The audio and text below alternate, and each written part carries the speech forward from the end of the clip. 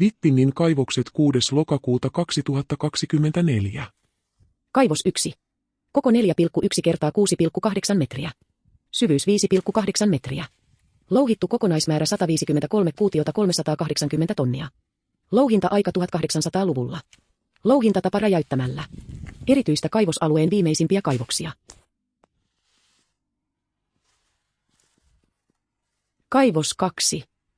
Koko 3 kertaa 4,4 metriä. Syvyys 4,8 metriä.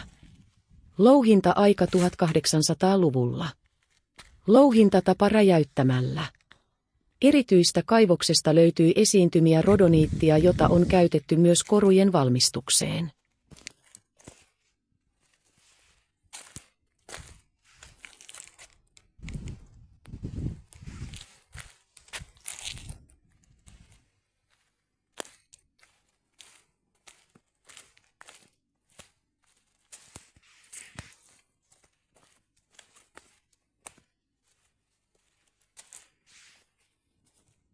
Kaivos 3.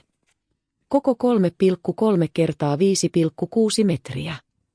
Syvyys ei tiedossa. Louhittu kokonaismäärä ei tiedossa.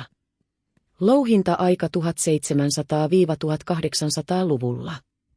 Louhintatapa räjäyttämällä ruudilla. Erityistä kaivos on täytetty viereisten kaivosten 1 ja 2 sivu- eli jätekivillä.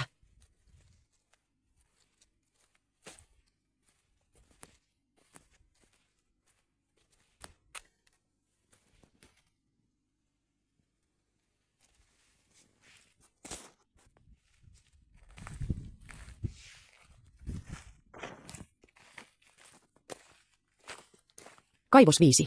Koko 4,7 kertaa 6,7 metriä. Syvyys 5,8 metriä. Louhittu kokonaismäärä 183 kuutiometriä. Noin 457 tonnia. Louhinta-aika 1600-luvulla. Louhintatapa nuotiolouhinta, jossa kallio tulen avulla lämmitetty kuumaksi ja jäähdytetty nopeasti vedellä. Nopea lämpötilan vaihtelu on saanut aikaan kallion lohkeilun, jonka jälkeen lohkareet on irrotettu kiilaamalla. Irti saadut rautapitoiset lohkareet on silmämääräisesti lajiteltu sivukivestä ja kuljetettu jatkojalostukseen. Erityistä mahdollisesti Suomen suurin nähtävillä oleva nuotiolouhittu kaivos. Kaivos numero 6. Koko 3,3 kertaa 6,1 metriä. Syvyys 2 metriä. Louhittu kokonaismäärä 40 kuutiometriä 100 tonnia. Louhinta-aika 1560-luku. Louhintatapa nuotiolouhinta. Erityistä kaivos lienee alueen ensimmäisiä kaivoksia. Kaivos 9. Koko 3,4 kertaa 2,8 metriä. Syvyys 1,5–2 metriä. Louhittu kokonaismäärä ei tiedossa. Louhinta-aika ei tiedossa, louhintatapa ei tiedossa. Kaivos 10. Koko 3,8 kertaa 2,7 metriä, syvyys ei tiedossa, louhinta-aika ei tiedossa. Erityistä kyseessä saattaa olla hiilimielu-maahauta, jossa tehdään puuhiiliä hapettomassa tilassa raudan pelkistämistä ja taontaa varten. Kaivos 11. Koko 2,4 kertaa 2 metriä, syvyys ei tiedossa, louhinta-aika ei tiedossa, louhintatapa ei tiedossa. Erityistä mahdollinen koekaivos. Kaivos 12. Koko 2,4 kertaa 2,4 metriä, syvyys noin 4 metriä. Louhittu kokonaismäärä ei tiedossa, louhintatapa luultavasti ruudilla louhittu. Erityistä mustaliuskelöydös.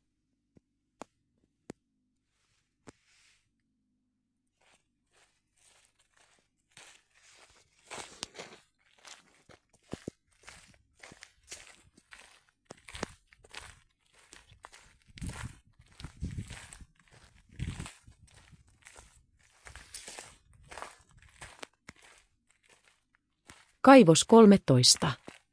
Koko 4,5 kertaa 4,5 metriä, syvyys 4,5 metriä. Louhittu kokonaismäärä 91 kuutiometriä 228 tonnia, louhinta-aika 1500–1600-luvulla. Louhintatapa nuotiolouhinta. Erityistä muoto on poikkeuksellinen. Mahdollisesti ainoita Suomessa nähtävillä olevia nuotiolouhittuja kaivoksia. Puukatos tehty turvallisuussyistä.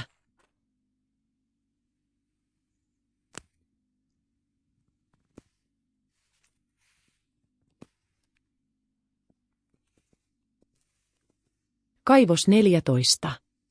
Koko 8,95 kertaa 5,4 metriä. Syvyys 9 metriä. Louhittu kokonaismäärä 435 kuutiometriä. 1087 tonnia. Louhinta-aika aloitusajankohta ei tiedossa. Toiminta jatkui 1900-luvun alkupuolelle saakka. Louhintatapa dynamiitti. Erityistä kaivoksesta löytyy alueen suurin esiintymä rodoniittia, josta tehdään myös koruja. 1850-luvulla Ylistaron rodoniitista valmistettiin Venäjän keisarinnalle Aleksandra Feodorovnalle korurasia, joka on ollut esillä Lontoon maailmannäyttelyssä vuonna 1851.